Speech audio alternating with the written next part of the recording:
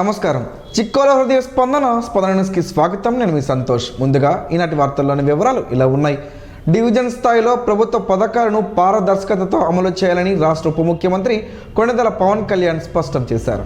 రాష్ట్రంలోని డివిజనల్ అభివృద్ధి అధికారి కార్యాలయాలను ఆయన వర్చువల్గా చిత్తూరు జిల్లా నుంచి గురువారం ప్రారంభించారు. ఈ సందర్భంగా ఆయన మాట్లాడుతూ డివిజన్ స్థాయిలో సంక్షేమ కార్యక్రమాలు సమీకృత చేసేందుకు అవకాశం ఉంటుందన్నారు. కార్యాలయాలు ఉండడం వలన మరింత ఫలితాలు సాధించాలన్నారు. పారదర్శకంగా సంక్షేమ పథకాలు అమలు చేసే విధంగా అధికారులు ఉండాలని ఆదేశించారు. ఎలాంటి సిఫార్సులు లేకుండా అధికారులు సంక్షేమ పథకాలు అమలు చేయాలన్నారు. శిక్షణ సామర్థ్యం పెంచేందుకు శిక్షణ సంస్థలను బలోపేతం చేస్తామన్నారు. పంచాయతీరాజ్ వ్యవస్థను మరింత పటిష్టం చేయడానికి ఐటీ విభాగం ఏర్పాటు చేయనున్నట్టు చెప్పారు. గ్రామ స్థాయిలో మెరుగైన సేవలు అందించేందుకు డివిజనల్ అభివృద్ధి అధికారి కార్యాలయాలు ఉపయోగపడతాయన్నారు. ఈ కార్యక్రమంలో పాల్గొన్న రాష్ట్ర శాసనసభ స్పీకర్ చింతకాయల అయ్యన్న పాత్రుడు, రాష్ట్ర వ్యవసాయ శాఖ మంత్రి కింజరాపు అచ్చెన్నాయుడు, రాష్ట్ర పౌర సరఫరాల మంత్రి నాదెండ్ల మనోహర్, రాష్ట్ర దేవాదాయ శాఖ మంత్రి ఆనం రామనారాయణ రెడ్డి తదితర మంత్రులకు ఆయన ధన్యవాదాలు తెలిపారు. రాష్ట్ర వ్యవసాయ శాఖ మంత్రి కింజరాపు అచ్చెన్నాయుడు మాట్లాడుతూ డివిజన్ స్థాయిలో పర్యవేక్షణకు ఈ కార్యాలయం కీలకంగా మారుతుందన్నారు. ఈ శాఖలో ఎన్నో ఏళ్లుగా పదోన్నతులు లేక ఎక్కడే పోస్టింగ్ పొందితే అక్కడే పదవి విరమణ చేసిన సందర్భాలు ఉన్నాయన్నారు. జిల్లా పరిషత్ కార్యాలయంలో డివిజనల్ అభివృద్ధి అధికారి కార్యాలయంను జిల్లా కలెక్టర్ స్వప్నందన్కర్ పొంట ప్రారంభించారు. డిఎల్డిఓ సిబ్బంది కార్యాలయ రూమ్లను స్థానిక శాసనసభ్యులు గుండుశంకర్ ప్రారంభించారు. ఈ కార్యక్రమంలో Zilla Parishad in-charge CEO Kiran Kumar, DPO K Bharati Soujanya, Srikakulam divisional అభివృద్ధి అధికారి అరుంధతి దేవి, డివిజన్లోని మండలాల ఎంపీడీఓలు తదితరులు పాల్గొన్నారు. అనంతరం జిల్లా కలెక్టర్ స్వప్నందన్కర్ పొండ్కర్ మాట్లాడుతూ గురువారం జిల్లాలో 3 డివిజన్లలో 3 డిఎల్డిఓ కార్యాలయాలను ప్రారంభించినట్లు చెప్పారు. రాష్ట్ర ఉప ముఖ్యమంత్రి చిత్తూరు జిల్లా నుండి వర్చువల్గా ప్రారంభించినట్లు పేర్కొన్నారు. వెండి, ఇత్తడి, రాగి వస్తువులను దొంగతనం చేసిన నిందితులను పోలీసులు పట్టుకుని వారి నుంచి 1,72,400 రూపాయలు విలువ చేసే వెండి, ఇత్తడి, రాగి వస్తువులను స్వాధీనం చేసుకున్నట్లు టౌన్ డీఎస్పీ వివేకానంద మీడియాకు తెలిపారు. ఈరోజు ఆయన కార్యాలయంలో నిర్వహించిన మీడియా సమావేశంలో మాట్లాడుతూ పోలీసులకు అందిన సమాచారం మేరకు ద్విచక్ర వాహనంపై వెళుతున్న నిందితులను పట్టుకుని విచారణ చేయగా వివరాలు వెల్లడి అయినట్లు డీఎస్పీ తెలిపారు. ఫిర్యాదుదారుని ఫిర్యాదు మేరకు కేసు నమోదు చేసి నిందితులను పట్టుకున్నట్లు తెలిపారు. ఇంకో నిందితుడు పరారీలో ఉన్నట్లు తెలిపారు. ఇప్పటికే వీరు ఒకసారి ఆమదాలవలస పోలీస్ స్టేషన్ అధికారులు అరెస్టు చేసినట్లు తెలిపారు. తక్కువ సమయంలో నిందితులను పట్టుకున్న సిఐ టీంలకు డీఎస్పీ అభినందనలు తెలిపారు. ఆ దొంగతనాల్లో ఎక్కువగా వెండి వస్తువులు, బ్రాస్ వస్తువులు ఎక్కువగా పోయి దాని మీద సిఐ గారు ప్రత్యేక టీం ఫామ్ చేసి ఈ అఫెండర్స్ కోసం ప్రత్యేక నిఘా పెట్టడం జరిగింది. నిఘా పెడితే నిన్న సుమారు 3 గంటలకి గౌరవశ్రీ గారికి, సిఐ గారికి సమాచారంతో వాళ్ళు ఒక టీంని వెళ్ళి పట్టుకోవడానికి ప్రయత్నం చేస్తే 3 వ్యక్తులు అనుమానాస్పదంగా వాళ్ళని తిరుగుతుంటే పట్టుకోవడం జరిగింది. అందులో ఒక అతను ఎరుపల్లి అశోక్, అలాగే చోడిపల్లి వంశీ, పెండి శివప్రకాష్, వీళ్ళు 3 అదుపులో తీసుకున్నారు. వాళ్ళు ఒక మోటార్ సైకిల్ మీద వెళ్తుంటే ఆ మోటార్ సైకిల్ కూడా సీజ్ చేయడం జరిగింది. అది ఆల్రెడీ ఒక పోలీస్ స్టేషన్, గార పోలీస్ స్టేషన్లో థెఫ్ట్ చేయబడినటువంటి మోటార్ సైకిల్. అది రికవరీ చేసి వాళ్ళని ఇంట్రాగేట్ చేస్తే వాళ్ళు చేసినటువంటి గుడిలో నేరాలు, టెంపుల్స్లో చేసిన నేరాలన్నింటినీ కూడా కన్ఫెస్ చేయడం జరిగింది. వీళ్ళు సుమారుగా 8 కేసులు, అంటే గుడిలో 7 కేసులు చేశారు. ఆ కేసుల్లో 1,72,000 రూపాయల వర్త్ సిల్వరు, రాసు వస్తువులు వాళ్ళు దొంగతనం చేశారు. అవన్నీ కూడా ఇంటాక్ట్గానే మనకి ఉన్నాయి. అవన్నీ కూడా రికవరీ చేయడం జరిగింది. సుమారు 1,71,000 వర్త్ రికవరీ చేశారు. అంటే ఇంకొక ముద్దాయి కూడా ఉన్నాడు అందులో. ప్రజెంట్ అతను అబ్స్కాండ్లో ఉన్నాడు. అతని కోసం కూడా సెర్చ్ చేస్తున్నారు. అతను కూడా కొందరు అరెస్ట్ చేస్తారు. అతని దగ్గర కొంత వెండి వస్తువులు ఏమో కొన్ని ఉన్నట్టున్నాయి. అవి కూడా మేము అతను పట్టుకొని రికవరీ చేస్తాం. ఈ నెల 5వ తేదీన మెగా పేరెంట్స్ టీచర్స్ మీటింగ్ 3.0 ఉందని జిల్లా కలెక్టర్ స్వప్నందన్కర్ పొండ్కర్ వెల్లడించారు. గతంలో నిర్వహించిన 2 పేరెంట్స్ టీచర్స్ మీటింగ్లు విజయవంతంగా నిర్వహించినట్లు ఆయన ఒక ప్రకటనలో పేర్కొన్నారు. ఈ సందర్భంగా విద్యార్థుల తల్లిదండ్రులకు, ఉపాధ్యాయులకు ఆయన ధన్యవాదాలు తెలిపారు. ప్రతి విద్యార్థి తరపున తల్లిదండ్రులు ఇరువురు హాజరై పిల్లల భవిష్యత్తుపై ఉపాధ్యాయులతో ముఖాముఖి చర్చించేందుకు అవకాశం ఉంటుందన్నారు. ఈసారి అతి ప్రతిష్టాత్మకంగా తీసుకుని మెగా పేరెంట్స్ టీచర్స్ మీటింగ్ 3.0 నిర్వహిస్తున్నట్లు పేర్కొన్నారు. ప్రభుత్వ పాఠశాలలు, ఎయిడెడ్ పాఠశాలలు, కళాశాలల్లో చదువుకుంటున్న విద్యార్థుల తల్లిదండ్రులు 5వ తేదీన తప్పనిసరిగా హాజరై పిల్లల భవిష్యత్తుకు బంగారు బాట వేయాలన్నారు. పాఠశాలలు కళాశాలలకు పిల్లలు వస్తున్నారా లేదా తల్లిదండ్రులు పరిశీలన చేయవచ్చన్నారు. ప్రజాప్రతినిధులు అధికారులు ఒక్కొక్కరు ఒక్కొక్క స్కూల్కి వెళతారని వివరించారు. పిల్లలతో పాటు తల్లిదండ్రులు మధ్యాహ్న భోజనం అక్కడే చేయాలని కోరారు. భోజనం చేసి బాగా లేకపోతే అక్కడే భోజనంపై సూచనలు ఇచ్చేందుకు అవకాశం ఉంటుందన్నారు. ప్రతి ఒక్క తల్లి తండ్రికి పిల్లలకు సంబంధించి సమాచారాన్ని ఉపాధ్యాయులు ఇస్తారని తెలిపారు. సమావేశంలో ప్రోగ్రెస్ కూడా అడగాలన్నారు. మెగా పేరెంట్స్ టీచర్స్ మీటింగ్ 3.0లో తల్లిదండ్రులు సూచనలు సలహాలు ఇవ్వడం చేయవచ్చని స్పష్టం చేశారు. జిల్లా కేంద్రంలోని అరసవెల్లి దెరలో గల కేశవరెడ్డి స్కూల్ సమీపంలో ఈరోజు సాయంత్రం ఓ ప్రమాదం జరిగింది. ఆ ప్రమాదంలో ముందుగా వెళుతున్న 4 చక్రాల వాహనాన్ని ద్విచక్ర వాహనంపై వస్తున్న వ్యక్తి ఢీకొట్టి పడిపోయాడు. వెంటనే స్థానికులు ఇచ్చిన సమాచారం మేరకు అంబులెన్స్ వచ్చి టెక్నీషియన్ పరీక్షించి చనిపోయినట్లు తెలిపారు. క్షతగాత్రలో ప్రమాదం జరిగిన వెంటనే తనది బొంతల కోడూరు గ్రామం అని చెప్పగా ఈ సమాచారం కుటుంబ సభ్యులకు చేరింది. మృతుడు బొంతల కోడూరు గ్రామానికి చెందిన పంచిరెడ్డి శ్రీను అని తెలుస్తుంది. పూర్తి వివరాలు తెలియాల్సి ఉంది. శ్రీ రాజరాజేశ్వరి దేవాలయంలో మార్గశిర పౌర్ణమి సందర్భంగా శ్రీ శ్రీ శ్రీ రాజరాజేశ్వరి అమ్మవారికి అర్చకులు శ్రీచక్ర అర్చనను నిర్వహించారు. అతిరుద్ర యాగకర్త బ్రహ్మశ్రీ ధర్మపురి గౌరీ శంకర శాస్త్రి, బంకుపల్లి చరణ్ శంకర శర్మ, వేమకోటి శ్రీధర్ శర్మల ఆధ్వర్యంలో ప్రత్యేక పూజలు జరిగాయి. ఈ సందర్భంగా ఆలయ ధర్మకర్తలు మొదలవర్ష ఉషారాణి జగన్మోహన్ రావు మాట్లాడుతూ లలితా సహస్రనామ పారాయణని భక్తులు పఠించినట్టు తెలిపారు. ఆలయ ప్రాంగణంలో మధ్యాహ్నం 12 గంటల నుండి ఆలయ ప్రాంగణంలో అన్న ప్రసాద వితరణ కార్యక్రమం జరిగిందన్నారు. ప్రపంచమంతా మన దేశ సంప్రదాయాలు, ఆచారాలు, ధర్మ రక్షణ ఆశయాలకు సలాం చేయాలని, అదే నటసింహ, పద్మభూషణ్, నందమూరి బాలకృష్ణ తపన, ఆవేశం, ఆశయం అని శ్రీకాకుళం జిల్లా నందమూరి బాలకృష్ణ మోక్షజ్ఞ ఫ్యాన్స్ అధ్యక్షులు, ఎన్టీఆర్ మోక్షజ్ఞ సేవా సంఘం గౌరవ అధ్యక్షులు మాదరపు వెంకటేష్ తెలిపారు. ఈ మేరకు ఆయన ఒక ప్రకటన విడుదల చేశారు. ప్రతి ఒక్కరూ అఖండ 2 ఘన విజయం ప్రతి ఒక్క భారతీయుని విజయమని, అందుకు ప్రతి ఒక్కరూ సహకరించాలని కోరారు. తెలుగు జాతి అన్నింటా దేశంలోని అగ్రగామిగా నిలవాలని, ఖండాంతరాలలో భారతీయుని కీర్తి ఖ్యాతి మారుమ్రోగాలన్న అనే గొప్ప ఆశయ సాధకుడు అన్న నందమూరి తారక రామారావు అని, అదే ఆశయంతో ఆయన తెలుగు చిత్ర రంగంలో రారాజుగా వెలుగొందారని, దేశవ్యాప్తంగా తెలుగు జాతి తెలుగు సినీ పరిశ్రమ అభివృద్ధి కోసం తప్పించి శ్రమించారని, అదే స్ఫూర్తితో తెలుగు చిత్ర రంగంలో ఎన్టీఆర్ తనయునిగా నటసేవా సింహ పద్మభూషణ్ నందమూరి బాలకృష్ణ నిరంతరం శ్రమిస్తున్నారని కొనియాడారు. పాన్ ఇండియా స్థాయిలో మన భారతదేశ సాంప్రదాయాలు, ఆచారాలు, సిద్ధాంతాలు, సనాతన ధర్మ విశిష్టతను, అందుకు దేశంలో ఎందరో మహనీయులు, మహర్షులు, సేవకులు పడుతున్న శ్రమ, సేవ ప్రపంచానికి తెలుపుతూ వస్తున్న గొప్ప కళాఖండం బాలయ్య బాబు జీవించిన అఖండ 2 తాండవం చిత్రమని పేర్కొన్నారు. ఈ చిత్రం అఖండ విజయం సాధనకు శ్రమించే నందమూరి వంశాభిమానులకు వెంకటేష్ కృతజ్ఞతాభివందనాలు తెలిపారు. శ్రీకాకుళంలోని శ్రీ కోదండ రామాలయంలో ఫిబ్రవరి 7వ తేదీ నుంచి 11వ తేదీ వరకు పాంచరాత్ర ఆగమ శాస్త్ర ప్రకారం 3 ముఖ్య కార్యక్రమములను కలిపి మహాకుంభాభిషేకం నిర్వహించనున్నట్లు ఆలయ ట్రస్ట్ బోర్డు మాజీ చైర్మన్ చెట్టు నాగేశ్వరరావు ఒక ప్రకటనలో తెలిపారు. సుదర్శనేష్టి, లక్ష్మీనారాయణేష్టి మహాకుంభాభిషేకంను చేయనున్నట్లు తెలిపారు. కార్యక్రమంను చేసిన వారికి, చేయించిన వారికి కలిగే ఫలితాలను కూడా వివరించారు. సుదర్శనేష్టి కార్యక్రమం చేయడం వలన ఈతి బాధలు, గ్రహ బాధలు, శత్రు బాధలు, కార్యసిద్ధి కలుగునని, అలాగే లక్ష్మీనారాయణేష్టి కార్యక్రమం ద్వారా అష్టలక్ష్ముల కటాక్షం, ధనయోగం, సంతానయోగం కలుగుతుందని చెప్పారు.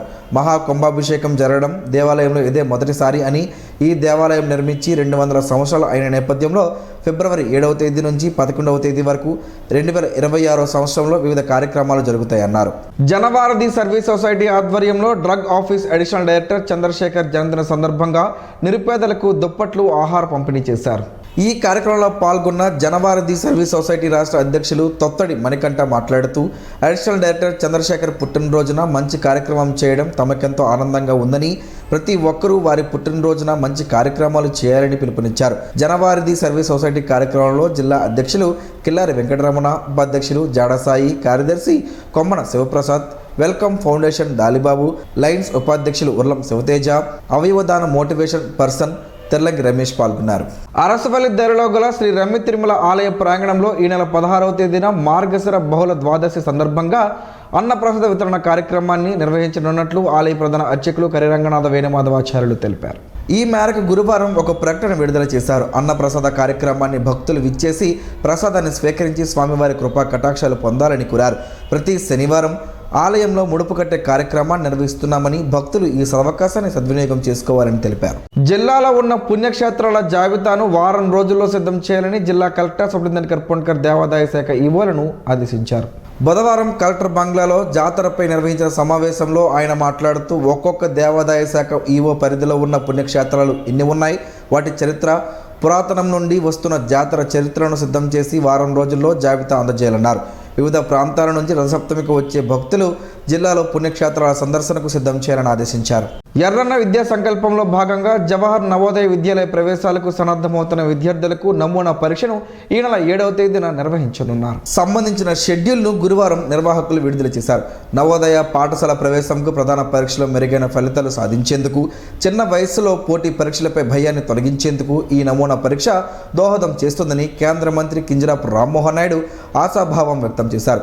ఈ నెల 7వ తేదీన శ్రీకాకుళం పార్లమెంట్ పరిధిలోని 7 నియోజకవర్గాలకు సమీప ప్రాంతాల్లో ప్రధాన పరీక్షకు తీసిపోని స్థాయిలో అదే సమయపాలన, ప్రశ్నపత్ర సరళితో ఈ నమూనా పరీక్ష జరుగుతోందని తెలిపారు. ఇందుకోసం YVS Srikakulam.live/నవోదయ రిజిస్ట్రేషన్ వెబ్సైట్లో ముందుగా విద్యార్థులు వారి వివరాలు నమోదు చేసి రిజిస్టర్ అవ్వాలని అన్నారు. రిజిస్టర్ అయిన విద్యార్థులు వెబ్సైట్ నుండి హాల్ టికెట్ పొంది కేటాయించిన పరీక్షా కేంద్రంలో 7వ తేదీ ఆదివారం ఉదయం 11 గంటలకు హాజరవ్వాలని, 11:30 పరీక్ష ప్రారంభం అవుతుందని స్పష్టం చేశారు. ఇందుకోసం శ్రీకాకుళం గొంటి వీధిలో గల విద్యాధరి కళాశాల, పాతపట్నం కోర్టు దగ్గర గల మహేంద్ర జూనియర్ కళాశాల, పలాస ఆర్టీసీ కాంప్లెక్స్ వెనుక శివాజీనగర్ మదర్ తెరెసా విద్యాలయం, టెక్కెలిలో శ్రీ విశ్వజ్యోతి డిగ్రీ కళాశాల, సోంపేట పాత SBI వీధిలో VVK శిశు మందిర్ హై స్కూళ్లలో పరీక్ష కేంద్రాన్ని ఏర్పాటు చేసినట్టు తెలిపారు. శ్రీకాకుళం జిల్లాకు చెందిన విద్యార్థులు ఈ సదవకాశాన్ని వినియోగించుకొని భవిష్యత్ పరీక్షలో మంచి ఫలితాలు సాధించాలని కేంద్ర మంత్రి రామ్మోహన్ నాయుడు ఆశాభావం వ్యక్తం చేశారు. కోటబొమ్మాలి మండలంలో జాయింట్ కలెక్టర్ ఫర్మాన్ అహ్మద్ ఖాన్ బుధవారం ఆకస్మికంగా పర్యటించారు. ఈ సందర్భంగా ఆయన స్థానికంగా ఉన్న రైస్ మిల్లులు, ధాన్యం కొనుగోలు కేంద్రాలను తనిఖీ చేసి వాటి నిర్వహణ తీరును పరిశీలించారు. మండలంలోని బోయిన ద్వారకానాథ్, వెంకటలక్ష్మి, వెంకట సరోజ రైస్ మిల్లులను జేసీ సందర్శించారు. మిల్లుల్లోని ధాన్యం నిల్వ పాయింట్లను, కొనుగోలుకు సంబంధించిన రికార్డులను క్షుణ్ణంగా పరిశీలించారు. మిల్లుల నిర్వహణ తీరు, మిల్లింగ్ ప్రక్రియ వేగంపై యాజమాన్యాలతో మాట్లాడి వివరాలను సేకరించారు. ప్రభుత్వ నిబంధనల మేరకు ధాన్యం నిల్వలను పక్కగా నిర్వహించాలని, రికార్డులను ఎప్పటికప్పుడు సరిగా నమోదు చేయాలని ఆయన ఆదేశించారు. అనంతరం చీపుర్లపాడు, జర్జంగి గ్రామాలలో ఏర్పాటు చేసిన ధాన్యం కొనుగోలు కేంద్రాలను కూడా జేసీ తనిఖీ చేశారు. కేంద్రాల్లో ధాన్యం కొనుగోలు పురోగతిని, నాణ్యత ప్రమాణాల అమలును సమీక్షించారు. రైతులు పండించిన పంటకు సరైన ధర లభించేలా కొనుగోలు ప్రక్రియలో వారికి ఎటువంటి ఇబ్బందులు తలెత్తకుండా సిబ్బంది అప్రమత్తంగా పనిచేయాలని ఆయన స్పష్టం చేశారు. ఆయన వెంట ఆర్డీఓ కృష్ణమూర్తి, తహసీల్దార్ ఆర్ అప్పలరాజు ఉన్నారు. భారతీయ జనతా పార్టీ మహిళా మోర్చా అధ్యక్షురాలుగా నియమితులైన డాక్టర్ పైడి సింధూర ఎమ్మెల్యే గుండు శంకర్ను ఆయన కార్యాలయంలో మర్యాదపూర్వకంగా కలిశారు. నూతనంగా బాధ్యతలు స్వీకరించిన డాక్టర్ పైడి సింధూరాని ఎమ్మెల్యే గుండు శంకర్ ఈ సందర్భంగా సత్కరించారు. డాక్టర్ సింధూరకి ఎమ్మెల్యే హృదయపూర్వక అభినందనలు తెలిపారు. పార్టీ బలోపేతానికి, మహిళా సాధికారతకు కృషి చేయాలని ఆకాంక్షించారు. అలాగే కూటమి ప్రభుత్వం అందిస్తున్న సంక్షేమ, అభివృద్ధి కార్యక్రమాలను ప్రజల్లోకి విస్తృతంగా తీసుకువెళ్లాలని కోరారు. గర్భస్థ శిశు లింగ నిర్ధారణ చట్టరీత్యా నేరమని జిల్లా వైద్య ఆరోగ్య శాఖ అధికారిని డాక్టర్ కె అనిత స్పష్టం చేశారు. PCPNDT చట్టాన్ని జిల్లాలో పకడ్బందీగా అమలు చేయాలని, ఈ చట్టాన్ని ఉల్లంఘించిన వారిపై కఠిన చర్యలు తప్పవని జిల్లాలోని వైద్యాధికారులకు ఆమె ఆదేశాలు జారీ చేశారు. లింగ ఆధారిత హింస నివారణ, మెడికో లీగల్ కేర్ అందించడంపై జిల్లా వైద్య ఆరోగ్య శాఖ కార్యాలయంలో బుధవారం ఒకరోజు శిక్షణ కార్యక్రమం జరిగింది. ఈ శిక్షణలో జిల్లాలోని అన్ని ప్రాథమిక, పట్టణ, సామాజిక ఆరోగ్య కేంద్రాలు, జిల్లా, ఏరియా ఆసుపత్రుల నుండి వైద్యాధికారులు పాల్గొన్నారు. గర్భస్థ శిశువు లింగ నిర్ధారణ చట్టంపై ప్రతి ఒక్కరూ అవగాహన కలిగి ఉండాలని, సమాజంలో ఆడపిల్లలపై జరుగుతున్న హింసలను అరికట్టి లింగ వివక్ష చూపరాదని DMHO తెలిపారు. మెడికో లీగల్ కేసుల విషయంలో అప్రమత్తంగా ఉండాలని, ఆసుపత్రులకు వచ్చే కేసులకు వెంటనే కన్సెంట్ ఫామ్ పూర్తి చేయించి వారికి ఉచిత చికిత్స అందించి కేసు వివరాలను ఆలస్యం చేయకుండా పోలీసు వారికి తెలియజేయాలని సూచించారు. హింసకు లోనైన అనాథ పిల్లలను గుర్తించి వారిని స్త్రీ శిశు సంక్షేమ శాఖ ఆధ్వర్యంలోని పునరావాస కేంద్రాలకు తక్షణమే తరలించాలని ఆమె ఆదేశించారు. ఈ శిక్షణా కార్యక్రమంలో DCHS Kalyan Babu, deputy DMNHO Mary Catherine, additional DMNHO Tadela Srikanth, DIO Ramadasu, social worker Manthena Venkataswamy, program అధికారులు Sivaranjani, Ravindra, Sujatha, Praveen, deputy DEMO K Erranna, deputy HEOలు S Vijayalakshmi, P Mohini Ratnakumari, DEMO సిబ్బంది పాల్గొన్నారు. శ్రీకాకుళం ఆమదాల వలస రోడ్డు రాగోలు ముందర కొత్త బ్రిడ్జి దరి కల్వర్ట్ నిర్మాణం చేసేందుకు చర్యలు తీసుకుంటున్న నేపథ్యంలో పాత బ్రిడ్జికు సమాంతరంగా కాలువపై ప్రత్యామ్నాయ మార్గమును ఏర్పాటు చేయాలని శ్రీకాకుళం ఎమ్మెల్యే గుండు శంకర్ ఆర్ఎండ్బి అధికారులకు ఆదేశించారు. ఎమ్మెల్యే ఆదేశాలతో అధికారులు ప్రత్యామ్నాయ రోడ్డును ఏర్పాటు చేశారు. బ్రిడ్జి పనులు ప్రారంభమైన ప్రయాణికులకు ఎటువంటి ఇబ్బంది లేకుండా ప్రత్యామ్నాయ రోడ్డు చాలా ఉపయోగంగా ఉంటుందన్నారు. అదేవిధంగా రాగోలు ప్రధాన రహదారి ఇరువైపులా కాలువ నిర్మాణ పనులు కూడా ప్రారంభమయ్యాయి. కాలువ పనులను వేగంగా పూర్తి చేసి మురుగునీటి సమస్య లేకుండా చర్యలు చేపట్టాలని అధికారులను ఎమ్మెల్యే శంకర్ ఆదేశించారు. ఎమ్మెల్యే చొరవకు స్థానిక రాగోలు ప్రజాప్రతినిధులు, వాహన చోదకులు, ప్రయాణికులు సంతోషం వ్యక్తం చేస్తున్నారు. పలువురు ప్రజల స్వచ్ఛందంగా ఎమ్మెల్యేకు కృతజ్ఞతలు తెలిపారు. నగరంలోని స్థానిక దమ్మల వీధిలో వెలిసి ఉన్న శ్రీ షిరిడి సాయిబాబా ఆలయంలో దత్త జయంతి సందర్భంగా ఉదయం 5 గంటలకు కాకడా హారతి, పంచామృత అభిషేకాలు, ప్రత్యేక పూజలను అర్చకులు అంగరంగ వైభవంగా నిర్వహించారు. ఈ కార్యక్రమంలో ముఖ్య అతిథులుగా సాయి సంస్థానం ఆలయ ధర్మకర్త వారాది సూర్యనారాయణ, తెలుగు రచయితల వేదిక ప్రధాన కార్యదర్శి ఆర్వి రమణమూర్తి, పుక్కల లక్ష్మణరావు పాల్గొన్నారు. ఈ సందర్భంగా వారు మాట్లాడుతూ దత్త జయంతి కార్యక్రమంలో చిన్నారులను భాగస్వామ్యం చేయడం ఎంతో ఆనందదాయకంగా ఉందన్నారు. అలాగే GHE యూట్యూబ్ ఛానల్ ప్రారంభం చిన్నపిల్లలతోనే ప్రారంభించడం శుభసూచకమని అన్నారు. ఆలయ సేవకులు ఆలయ అభివృద్ధికి ఎంతో కృషి చేస్తున్నారని కొనియాడారు. ఈ కార్యక్రమంలో సాయి సంస్థానం సేవకులు సోడవరం ఈశ్వరరావు, ఆలయ పురోహితులు ఇప్లి రామకృష్ణ, మణిప్రసాద్, సవత రాజు, దండాసి సన్ముఖ, దువాకల శ్రీను, బాలు, ప్రకాష్, సుందర్, రాము తదితరులు పాల్గొన్నారు. రాజీవ్ గాంధీ వైజ్ఞానిక సాంకేతిక విశ్వవిద్యాలయం పరిధిలోని 4 క్యాంపస్ల విద్యార్థుల కోసం ప్రతిష్టాత్మకమైన ఇంటర్ క్యాంపస్ స్పోర్ట్స్ టోర్నమెంట్ శుక్రవారం శ్రీకాకుళం ట్రిపుల్ ప్రాంగణంలో ఘనంగా ప్రారంభమైంది.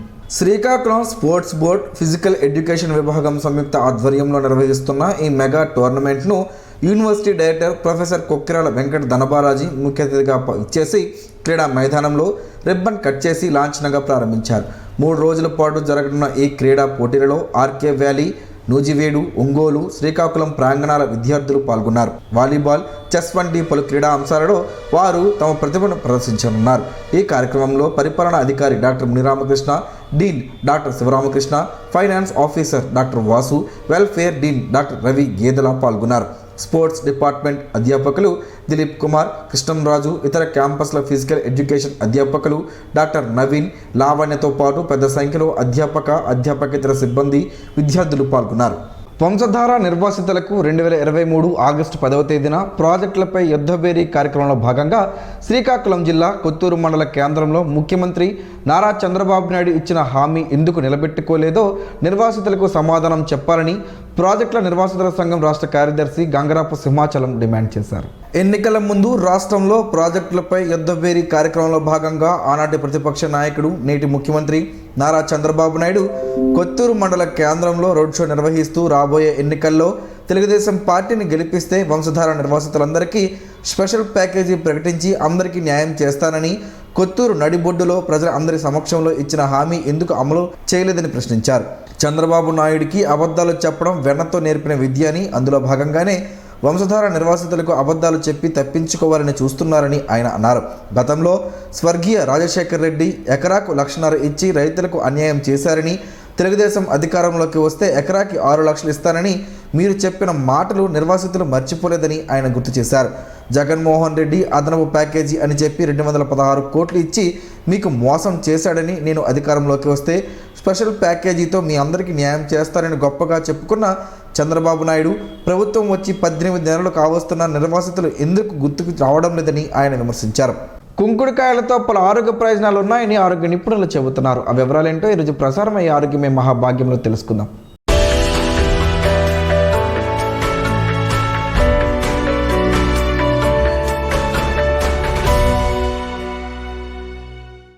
సప్పిండేసి కుటుంబానికి చెందిన కుంకుడి చెట్టు నుండి కుంకుడికాయలు లభ్యం అవుతాయి. కుంకుడికాయలను దంచి వేడి నీటిలో కషాయాన్ని తయారు చేసి తలస్నానం కోసం ఉపయోగిస్తారు.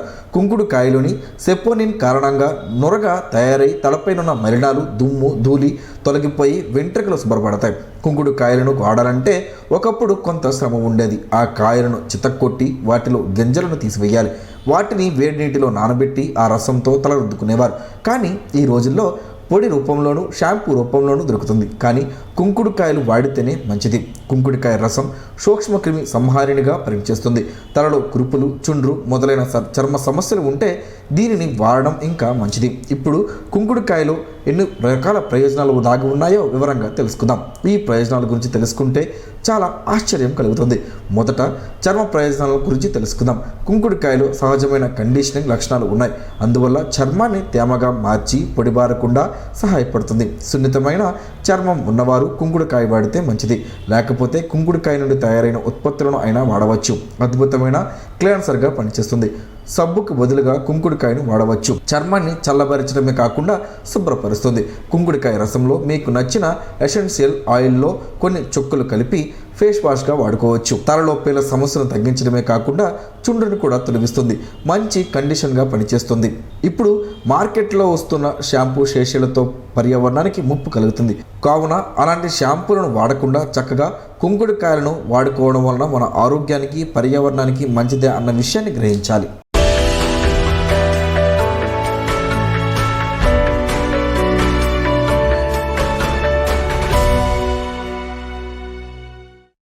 ఈరోజు వార్తల్లో ఒక మంచి మాటను విందాం, ఆచరిద్దాం. సమాజ శ్రేయస్సును కాంక్షించే మహనీయుల మాటలోంచి ఈరోజు. జీవనం గమనం గమ్యం. ఋషి చింతన. ఉత్తమ త్యాగులు సమాజమునకు తెలియకుండానే ఉపయోగపడి వారి చింతన కన్నీటి ధారలో కరిగిపోతారు, సత్యంలో ఐక్యం అవుతారు. ఊహించేవారికి మనస్సులోనే స్వర్గం వీలవుతుంది. విశ్వసించేవారికి హృదయంలో అనుభూతి సత్యమవుతుంది. ఓం శ్రీ గాయత్ర్యై నమః. స్పందన ప్రేక్షకుల కోసం స్పందన న్యూస్ని ఇప్పుడు యూట్యూబ్లో అందుబాటులో ఉంచడమైంది. ఎస్డివి స్పేస్ స్పందన అని టైప్ చేసి వీక్షకులు తమ అనుకూలమైన సమయంలో న్యూస్ని వీక్షించగలరు. ఈ వార్తలు ఇంతటితో సమాప్తం. మరలా ప్రసారం అయ్యే స్పందన న్యూస్లో కలుసుకుందాం. అంతవరకు సెలవు. నమస్కారం. మీ మాటే మా బాట.